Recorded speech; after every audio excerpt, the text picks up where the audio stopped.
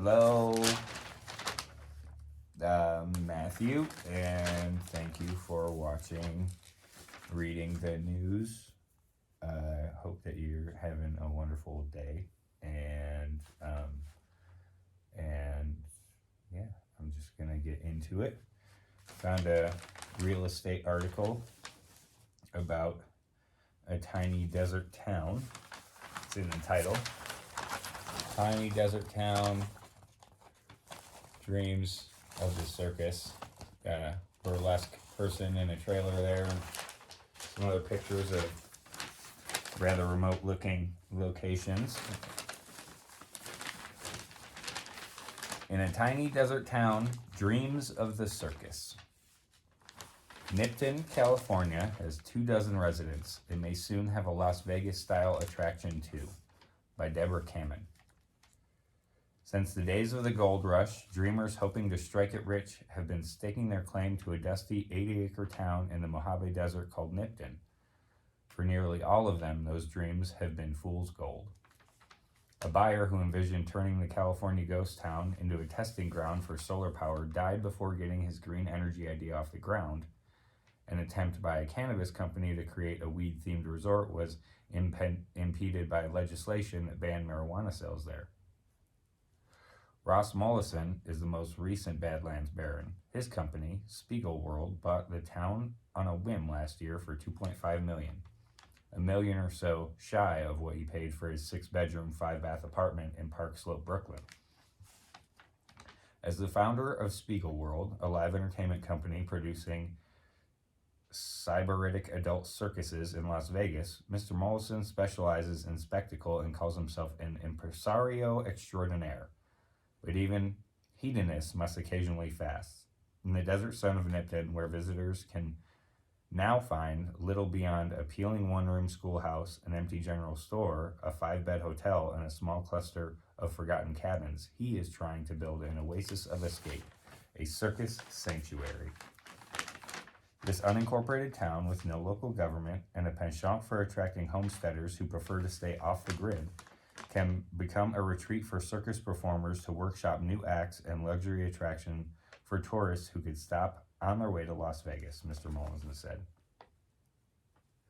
I'm not approaching it like a developer. I want Nipton to look like it does now, but more beautified, with a globally significant, interesting restaurant that is somewhere between Francis Mallmann and the French Laundry, he said, referring to well-known restaurateurs as he described plans for multiple eateries, a hotel, solar panels, and a runway for small planes, all with a big top twist.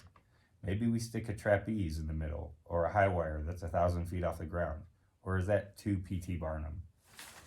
I don't think you could really be too P.T. Barnum if you're talking about just straight circus attractions. I guess that's a longer conversation. The resurrection plan has not gone unnoticed by the town's handful of locals who have watched men like Mr. Mollison come and go. Like his circus attractions, Mr. Mollison is a bit of a curiosity. He has a fondness for foul language, especially the word that begins with the letter F. He is unabashed about his taste for the refined and his distaste for the conventional. His employees say he pushes them to constantly go weirder and wilder in their thinking and is often willing to make huge investments of both time and money to see how thinking plays out. My first week on the job, we had coffee, and he said, "Look, I want to hear every stupid idea you've got," said David Anthony, general manager of Atomic Saloon Show, a Spiegelworld production at the Venetian Hotel in Vegas. All of the people I know who would have bought a town, Ross makes sense. Mr. Mollison grew up in Melbourne, Australia, and Nipton's topography, studded with eucalyptus, a tree mostly native to the land down under, reminds him of home. It smells like Australia, he said. Perhaps the man is meeting the town. There is only one paved road and little aside from the sand, shrubs, and cholla cactuses for miles. The Union Pacific Railroad train regularly barrels down the tracks that border the town, its whistle splitting the air. The nearest hospital is an hour away. To send or pick up mail, residents must drive to post office boxes across the Nevada border. Without taxation for city management services, fire and police support, while technically available nearby from other towns in San Bernardino County, service can be spotty. It takes a certain kind of person to live so remotely. It's a very small town, said Alex Strebel, who, along with her husband Frank, was tapped as Nipton's caretaker shortly after Spiegelworld's purchase. If you sneeze when you're driving by, you're going to miss it. The middle of nowhere. Nipton's currently has fewer than 2,000 residents, primarily clustered in a small RV park. Most are seasonal miners who stay for the few months at a time and keep to themselves. Others, like Jim Esslinger, have lived there since 2009 and are offering themselves as informal partners to Spiegelworld. This is my idea of paradise out here, said Mr. Esslinger, 66, a former long-haul trucker who grew up in Washington State and came to Nipton in 2009 after 18 years on the road. It's like Hotel California. I checked in here and I never plan to leave. He refers to himself as Nipton's mayor. I'm excited to see what Spiegelworld has in store and to help make their dreams come true. I don't care. I just enjoy living out here. Nathan Will, 30, an industrial construction worker from Plain City, Ohio, came to Nipton last January to take a job at the nearby rare earth mineral mines. His wife and one-year-old son are waiting for him back home, and nights in his camper with 2 dogs, Max and Honey, can be quiet. When Spiegelworld first took over, he wasn't sure what to expect. At first, I was thinking, what does a circus want with an old town in the middle of nowhere, Mr. Will said. The first time they brought all the performers out here in their outfits and costumes, it was a culture shock. But it's gotten cleaner and more dependable, and you have someone here if something goes wrong. Mr. Mollison said he had made a priority to include the local residents in his plans for Nipton, and in a smattering of small events that Spiegelworld has held on the ground so far, he has made sure to invite them. In late February, Mr. Mollison decided to give a party in Nipton. 24 Spiegelworld performers and employees drove from Las Vegas as they gathered in Nipton's abandoned saloon for a festive sukiyaki dinner inspired by a hot pot soup Mr. Mollison had recently enjoyed in Japan. Mr. Will and Mr. Esslinger were guests at the table. My biggest hope for Nipton is you don't forget what makes us special, Mr. Will said, raising a beer in a toast while everyone else sipped sake cocktails. Family comes from a lot of other places than blood. So if Nipton keeps this sticking together with the people, it will thrive. First, a gold rush outpost in the early 1900s, Nipton later served as a bolt hole for silent film stars looking for a respite from Hollywood, and even the setting for a post-apocalyptic video game. But after a gold rush stalled and the mining industry declined, Nipton's appeal, rooted largely in having a general store and a rail station, faded. The boomtown went bust by the middle of the 20th century. Nipton's latest chapter begins in the 80s when Gerald Freeman, a gold miner eager to make the shift to renewable energy, purchased the town.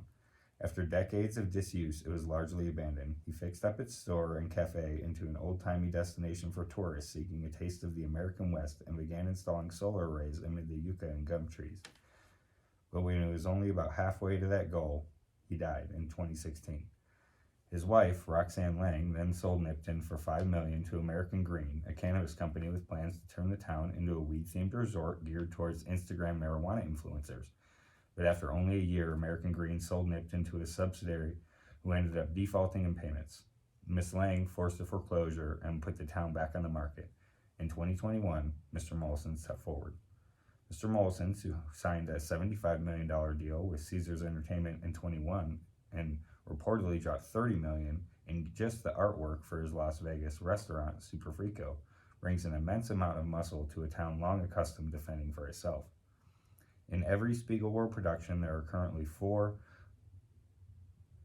on the Las Vegas Strip, with 2 more in the works and 2 headed soon for Atlantic City. He is notoriously detail-oriented, furiously sweating the small stuff. He is just as hands-on in Nipton, where on a recent visit he was found jumping excitedly inside a recently converted Spartan Imperial Mansion trailer to review the craftsmanship and map out precisely where future overnight guests would sit and sleep. Alex and Frank Strebel are now production managers, the back-of-the-house crew who keep the theater performances running behind the scenes. They met Mr. Mollison 3 years ago when he hired them to build props for OPM, Spiegelworld's space-age themed variety show at the Cosmopolitan Hotel. Mr. Mollison liked their handiwork, and he also liked their lifestyle. The couple, both 35, met at University of Nevada, Las Vegas, and were largely living off the land in their home in Pahrump, Nevada, a town of 40,000 straddling the California border. They had what it takes, he felt, to turn Nipton around. We rolled up our sleeves and fired up the tractor, Mr. Streble said. Our contractors are 2 hours away, but we have experience in doing things locally since we built our own house. The couple have been living full-time in Nipton since last May, sharing a camper van with their 5 chickens, 2 dogs, and odd jobs like repairing septic systems and electric lines. They've also hauled out trash, a lot of it. At only 80 acres, Nipton has one little road and a smaller footprint than the Mall of America, but Mr. and Mrs. Streble found rotting mattresses, pieces of an old stagecoach, clogged septic tank, and 300 tons of assorted junk when they arrived. After months of cleanup by both tractor and golf cart, they're now focusing on low-water landscaping and rehabbing the funky public art and rusting aluminum trailers left behind by previous owners. They've taken care to preserve some of the town's wackier art pieces, including Flyby, a 24-foot-high glass manta ray by Peter Hazel and Perpetual Consumption, a sculpture by Clayton Blake in which stacked shopping carts form 26-foot-high loops meant to symbolize American consumerism. That piece was largely created for Burning Man and brought to Nipton in 2018 by American Green. Next on the docket is the repurposing of the town's vacant general store, which was once a destination for Nevada drivers looking to purchase California lottery tickets. Thanks to its powerful casino industry, the lottery is prohibited in Nevada, as well as in its saloon where Mr. Mollison threw his dinner party in February. The town has several one-room cabins that also lack plumbing and are heated in the cold desert nights by freestanding pot-bellied stoves. Mr. Mollison plans to move those to the other side of Nipton's main road and allow his performers to design and outfit them. The result will be an artist village, tentatively named Spiegelville, where performers can stay when coming to Nipton to workshop performances.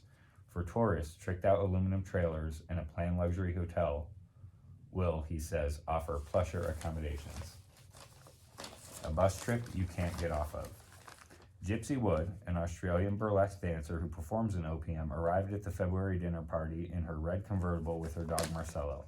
As it was for many of Spiegelworld's artists, circus life was handed down by their parents, who were traveling performers in Adelaide, Australia, her hometown. Gypsy is her given name. I wouldn't have chosen this as my stage name, she said. I would have chosen something else, like Annabella. And she said she was counting the days until the dream of Spiegelville is a reality. Circus life is like being on a bus trip that you can't get off of. Vegas is so seductive in that way, but you can't leave, and there are like 3 coffee shops, so you see everyone all the time. Nipton might be an escape from the drama. It will help you get yourself together. That's certainly been the case for Nico Novik, who has been living in one of those toiletless cabins since last July. Mr. Novik, 32, refers to himself as Spiegelworld's cocktail clown, runs the beverage program for the company, designing drinks for the bars at each of the company's 3 shows, as well as Super Frico, their twisted, debauched take on dinner theater where Italian dishes are served with a side of strippers, acrobats, and raunchy comedy. He has a house in Los Angeles, 3 hours away by car, but prefers to be at Nipton with the company of Mala, his 13-year-old dog. He uses an outdoor shower and a restroom, or props up to one of the 2 bathrooms at the town's tiny Hotel California, where the actress Clara Bow often stayed in the 20s. Today, its 5 bedrooms serve as guest quarters for the friends of Spiegelworld who stay the night.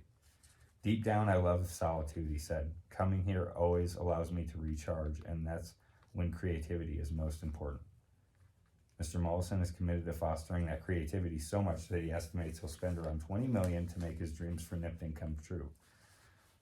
But he isn't rushing the process.